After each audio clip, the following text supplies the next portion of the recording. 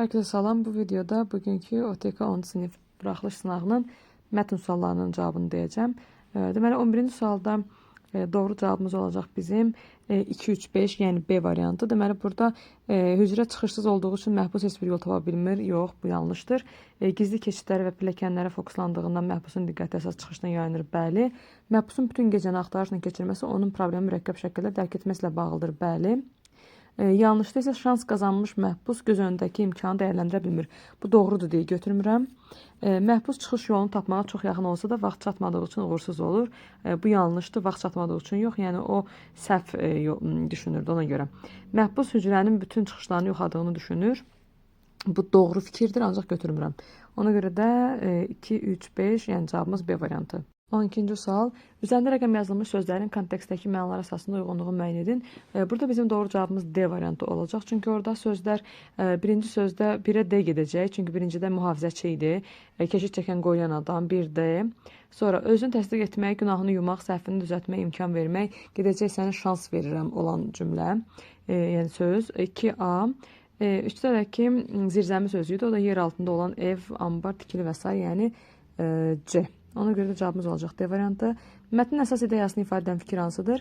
İnsan çox vaxt mürəkkəb yollar axtardığı üçün sadə üsulları görmür. Bəli, bizim doğru fikrimiz burada A olacaq. Çünki mətnin ümumiyyətlə bizə çatdırmaq istədiyi əsas fikir də elə o idi. Ümid hissi insanı yanlış qərara sürükləyir. Xeyr. Azadlıq yalnız fiziki maneələri aşmaqla əldə olunur. Xeyr, o maneə aşmadı. Hər kəs öz layiqə cəzasını çəkir. Xeyr, insan təhlükə qarşısında məntiq əsaslanan düşünmə qabiliyyəti qazanır. Bu da doğru deyil. 14-cü sual. Mətnə əsasən 14-cü Ludovik haqqında doğru fikirləri müəyyən edin. Burada bizim doğru cavabımız olacaq 1 və 3, yəni Y variantı. Cəzadan əvvəl məhbusu sınağa çəkir. Bəli, yəni onun öldürülməyindən əvvəlcə onu sınağa çəkir ki, görsün o doğru yol tapa bilirmi? Məqsədi məhbusa azadlıq verməkdir. Xeyr, məqsədi sadəcə onu yoxlamaqdır. Soyuqqanlı davranır, bəli. Çünki bu mətnin sonunda biz bunu görürük ki, o deyir ki, yəni sən qapının burada açıq olduğunu heç yoxlamadın. Soyuqqanlı danışır orada. Məhbusun cəzasını yüngülləşdirmə məqsədi güdür. Xeyr. Verdiyi vədə xilaf çıxır. Xeyr, yanlışdır. Yəni cavab olacaq 1, 3. Mətnə əsasən səbəbi məlum deyil. Məhbusun cəzalandırılmasını, yəni C variantı. İndi keçək açıq suallara. Altına xətt çəkilmiş sözlər əsasına cədvəl doldurun. Məcazi mənada olan sözlər. Orada məcazi mənada olan sözlərdən biri yol idi, həll yolu. Bir də ağır cəza idi, yəni ağır sözüdür. Onu da digər mənada, digər həqiqi mənada istədiyiniz kimi işlədə bilərsiniz. Yəni ağır çanta, ağır zənbil və s. Yoldakı, yəni gedilən yol və s. bu tiplə istifadə edə bilərsiniz. 17. Əvvəlində işarə qoymuş ifadələrin mənasını izah edib yazın. Deməli, orada biri canını qurtarmaq, ona qurtulmaq yaza bilərsiniz, həyatını qurtarmaq yaza bilərsiniz və s. Dan yeri söküləndə də ola bilər ki, bəli, səhər açılanda, gün çıxanda, günəş çıxanda, gün doğanda və s. bu tipli cavablar yaza bilərsiniz. 18-ci sual. Mətndən onun üslubuna uyğun olmayan cümləni seçib, yazın və seçiminizi əsaslandırın. Deməli, orada birinci abzasın son qismində olan imperatorla başlayan cümləni yazmalıyıq. İmperator böyük bir imperiyanın olan cümləni. Əsaslandırmada da yazmaq olar ki, əsas mətn bədii üslubdadır. Əsas mətndə poetik funksiya daşıyan sözlərdən istifadə olunmuşdur. Obrazlıq, emosionallıq var. Verilən cümlədə isə bu tipli xüsusiyyətlərdən istifadə olunmamışdır. 19. Əsas mətndən çərçivə daxilində verilmiş mətnin üslubunun səciyyəvi xüsusiyyətləri əsasında cədvəl tamamlayın.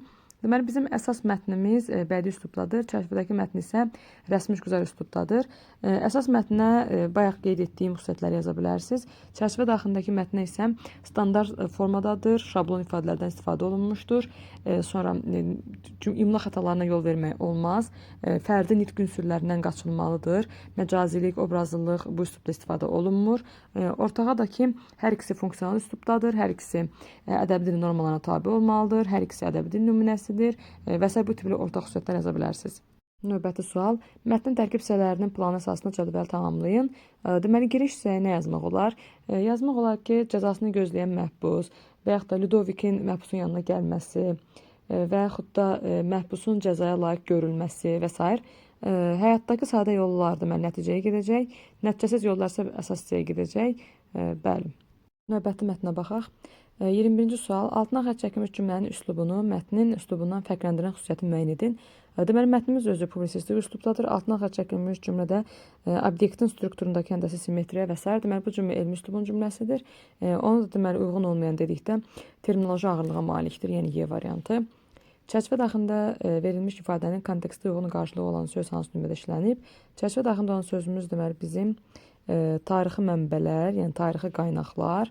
Bu cəhətdən cavabımız Y olacaq. İnformasiya qaynağının məlum olmadığı materiallar deməli anonim təqdim olunur. Yəni qaynaq dediyində, yəni həmin mənbə hardan gəlir, hardan qaynaqlanır. Ona görə də Y olacaq. Mətndə sizə nəyi müəyyən etmək olmaz? Layihəni hazırlayan mühəndisin kim olduğu bəli. Bu layihənin mühəndisinin kimliyi ilə bağlı heç bir fakt yox idi mətndə. Demək, ona görə cavabımız olacaq burada A variantı. 4-cü sual. Mətndə sizən Xeops piramidasının hansı xüsusiyyətləri onun qeyri-adi tikili olduğunu göstərir?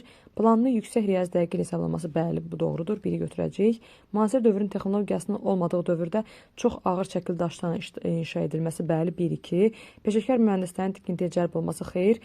Əgər peşəkar mühəndislər bura cəlb olsaydı, onda bunun qeyri-adiliyi olmazdı. Ona görə də deməli 3 olmaz. 1-2-ni götürürük, ya cavabımız deməli C olacaq artıq. Deməli, piramidanın daxilindəki temperaturun sabit qalması bəli, bu doğrudur. 1-2-4. Misirlər tərəfindən inşa edilməsi xeyr, bu onun qeyri-adi olduğunu göstərmir. Yəni cavabımız C. Növbəti. Mətnə sizən cədvələ uyğun fikirləri müəyyən edin. Dünyanın 7 möcüzəsindən strukturunu tam qoruyaraq günümüzə gəlib çatan yeganə abidə Misirdədir. Bəli, bu doğru fikirdir. Biri götürürük. Piramidanın tikintisi zamanı insan əməyi istismar olunub. Xeyr, istismar olunmayıb. Piramidanın daxili temperaturu səhranın hava şəraitindən asılı olaraq dəyişir. Xeyr, bu yanlışdır. Piramidalar tam dəqiq tədqiq olunub öyrənilmişdir. Xeyr, bu yanlış fikirdir. Yanlış yazıldığına görə doğrudur. Götürəcəyik. Piramida düşməndən qorumaq məqsədilə tikilmişdir. Xeyr, o məqsədlə tikilməyib. Ona görə bizim cavabımız olacaq 1-4-5, yəni A variantı. 26-cı sual. Mətndə üzərində rəqəm yazılmış sözlərə əsasən cədvəli tamamlayın. Deməli, üzərində rəqəm yazılmış sözlərimizdən biri nəhəng tikilidir. Digəri isə böyük qayğı ilə əhatə olunan sözdür. Deməli, nəhəng tikili olacaq informativ. Onu digər funksiyada poetik olaraq, məsələn, ədəbiyyatımızın nəhəng simalarından biri, məsələn, Mirzə Ələkbər Sabirdir və s. bu tipli cümlə. Böyük qayğı da, deməli, məcazidir, poetikdir. Onu həqiqi mənada tutaq ki, o məndən yaşca böyükdür, o məndən yaşca daha boyca böyükdür və s. Yəni, böyük bina, böyük ağac, böyük dağ, yəni nə istəyirsinizsə yaza bilərsiniz. 27-ci sual. Son abzasda verilmiş nöqtələrin yerinə məzmuna uyğun fikir yazmaqla mətni tamamlayın. Deməli, son abzasımızda belə idi ki, deməli, bu tikili sübut edir ki, bura nə yazmaq olar? Yazmaq olar ki, insanın ağlı və əzmi zamanın da sərhədlərini aşaraq möcüzə yarada bilər və yaxud da qədim sivilizasiyalar da mükəmməl elmi biliklərə və dəqiqlik səviyyəsinə malik olmuşlar və yaxud da insanın yaratdığı qüdrəti əsrlər keçsə də öz dəyərini heç vaxt itirmir və s. 28-ci sual. Mətnə əsasən cədvələ uyğun fikirləri yazın. Misirlər müxtəlif elmləri mükəmməl şəkildə mənimsəmişdilər. Bununla bağlı orada cümlə var idi ki, piramidanın 4 tərəfi riyazi dəqiqliklə əsas coğrafi istiqamətlərə şimal, cənub, şərq və qərbə baxır. Bunu yazmaq olar. Və yaxud da həndəsi mükəmməlliyə malikdir onların tikirləri. Bunu yazmaq olar. Bundan başqa orada cümlə var idi. Qədim Misirlər astronomiya və yer ölçmə elmlərində çox inkişaf etmişdilər. Bu cümləni yazmaq olar. Və s. Deməli, 29-cu sual. Həqiqi möcüzə insan ağlının sərhədsiz imkanları ilə yarana bilər hökmünü mətnin məzmunu ilə əlaqələndirən fikir yazın.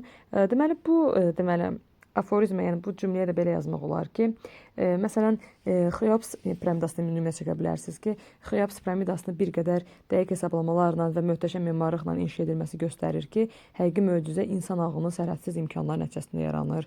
Və yaxud da qədim Misirlərin yaratdığı Xeops piramidası sübut edir ki, insanın zəkası və yaxud da elmi biliyi möcüzə sayılan abidələri, yəni tikililəri ortaya qoya bilər.